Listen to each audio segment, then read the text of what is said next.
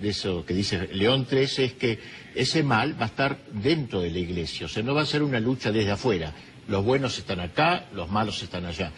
Ya San Agustín decía que esas dos ciudades a las que aludí están mezcladas. No son dos ciudades que tienen su sede en México y en Nicaragua, sino que son dos ciudades mezcladas, o sea, no se va a ver claro bien quién es de un lado y del otro. Puede haber personas que sean sacerdotes y estén trabajando para el mal, o puede haber malvados que en el fondo están por convertirse. ¿Los hay ya? Los hay que de los primeros, de los dos, y claro que lo hay. Sí. ¿Hay sacerdotes ahora, digamos, gente del mal infiltrada, metida en la Iglesia, que trabaja desde adentro para destruirla? Sí, ciertamente. Eso es un dato afirmado claramente por muchos autores. Hace muchos años Stalin, en su momento, dijo: el comunismo debe entrar, meter seminaristas, meter jóvenes en los seminarios para que luego pueda influir desde adentro de la Iglesia. Y eso va a decir Pablo VI, ¿no es cierto? El humo de Satanás ha entrado en la Iglesia. Pablo VI. Pablo VI, sí. Si lo sabía Pablo VI, si lo sabe el padre Alfredo Sáenz, lo sabe el Papa Benedicto XVI. De memoria lo sabe, sí. De memoria. Ahora voy a leer una cita del libro El fin de los tiempos y 6 autores modernos, de nuestro invitado hoy, el padre Alfredo Sáenz. A ver si la cámara puede ver lo que voy a leer, porque está una firma muy interesante. Quien firma esto, le voy a decir primero quién es. Cardenal Joseph Ratzinger. Es un escrito del 25 de julio de 1996. Vea usted la firma, dice Joseph Card, de Cardenal Ratzinger. Y lo textual dice: una carta que le dirige al autor, al padre Alfredo Sáenz. Con esta obra usted ha querido ofrecer una aproximación inteligente y eclesial a la cuestión del fin del mundo, frecuentemente objeto de meras fantasías y también de programado olvido. El fin de los tiempos es un evento de significación esencialmente teológica que no está abierta a cualquier tipo de interpretación, sino que exige la mirada del creyente bajo la guía autorizada de la Iglesia.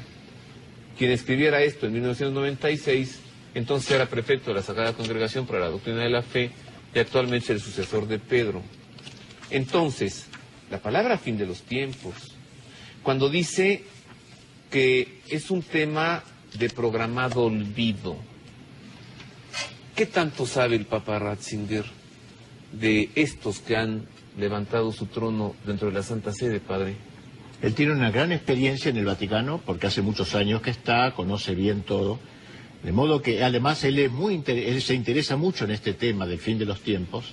La tesis doctoral que él hizo para ser doctor en la Iglesia Católica fue sobre este tema. ¿Sobre el fin de los tiempos? El fin de los tiempos, así que el tema que él quiere mucho. Por eso yo le mandé el libro, porque entendí que él me lo iba a comprender y a leer, vamos a decir, porque a veces uno recibe el libro y mira la solapa nomás. No, y por la cartita que le envió, vemos que sí. Que no es una carta de acusa y recibo, sino que es conceptuosa. Y a eso de programado olvido no deja de ser interesante, es decir, que no se quiere hablar de ese tema. Es como un tema tabú, programado olvido, o sea, hay un olvido consciente, porque la gente está muy cómoda en este mundo viviendo, no quiere pensar en el fin de los tiempos. Bueno, déjeme entonces leer lo que más adelante le escribió el mismo cardenal Ratzinger. Dice: augurando que la lectura de estas páginas muevan a los lectores a comprometerse en la historia presente, con aquella fortaleza que otorga la esperanza en la instauración definitiva. Está hablando de la parucía, ¿sí? Sí. Instauración definitiva de todas las cosas en Cristo, les saludo. O sea, el Papa sabe. Sabe, sí. Que El último, como decía, el último retiro se lo dio un cardenal llamado Biffi, y el tema fue el fin de los tiempos. El tema del retiro del Papa ahora, en este año. Y cardenal Biffi, Giacomo Biffi. Y usa mucho un autor que usó acá, Soloviev, un ruso, que hace precisamente un análisis muy interesante de la figura del anticristo, el triunfo del anticristo en la historia, un poquito novelado, pero todo en base al Apocalipsis. Y el retiro un poco versó sobre Soloviev. Así que el Papa está muy interiorizado el tema, está muy interiorizado. Obviamente que él conoce claramente esto y tengo entendido que, digamos, era una especie de, dentro del Vaticano, una línea que quería, una línea más dura frente a purgar a la Iglesia de esta invasión. ¿Limpiar la casa? Limpiar la casa, ¿no? Que había anunciado Pablo VI con el humo de Satanás, y a Juan Pablo II se lo dijo, él le insistió una y otra vez en este trabajo, que era muy arduo, muy difícil, porque está ya, si está dentro, porque no solamente ha llegado, como dicen también, al atrio, sino al santuario, se ha penetrado. Por eso decíamos que sacerdote y obispo pueden estar en esta línea. No, la división no es que los buenos están en el Vaticano y los malos están afuera, está todo como mezclado. Eso lo decía ya San Agustín en el siglo IV. Está mezclado. No hay que creer que es aquí un letrero que es aquí empiezan los buenos, cuando yo entro en San Pedro. ¿No es así? Sí, ¿y qué sucedió los 26 años que hubo entre Paulo VI, quien habla de ha entrado el humo de Satanás a la Iglesia, y Benedicto XVI?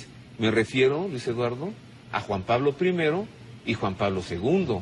Si lo sabía sus antecesores y lo sabe su sucesor, ¿qué sucedió en esos 26 años? Bueno, o sea, la Iglesia, me parece a mí que a partir de los últimos 40 años, 45 años, ha venido ya en un atardecer muy pronunciado. De hecho, el cardenal Ratzinger, en el libro Informes sobre la Fe, que es un libro muy conocido, con Vittorio Messori, brevemente dice: estoy convencido de que los males que hemos experimentado en estos 20 años, o sea, hasta el 85-86, son al hecho de haberse desatado en el interior de la Iglesia ocultas fuerzas agresivas, centrífugas, irresponsables.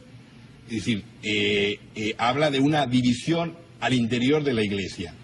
Entonces, me parece a mí, y esto sin afán de crear una expectativa falsa y con toda responsabilidad, la Iglesia está virtualmente dividida. Hay una división al interior de la Iglesia que además el propio San Pablo profetizó en su segunda carta a los tesalonicenses cuando habló de cómo el inicuo llegaría incluso a sentarse en el templo santo de Dios. La abominación desoladora, que es ese gran sacrilegio del hombre que se proclama Dios. Entonces, dentro de la Iglesia hay fuerzas que van preparando esta división. Y ahí, por ejemplo, porque en el título del libro lo intitulo precisamente Dos papas en Roma. Y además hay otras profecías privadas, pero muy serias, por ejemplo, esta Sor Faustina Kowalska, santa, propagadora de la Divina Misericordia, que el Señor le dice precisamente sobre Juan Pablo II: si Polonia es fiel, la elevaré en poder y santidad, como de hecho la elevó, y de ella saltará la chispa que preparará al mundo a mi segunda venida.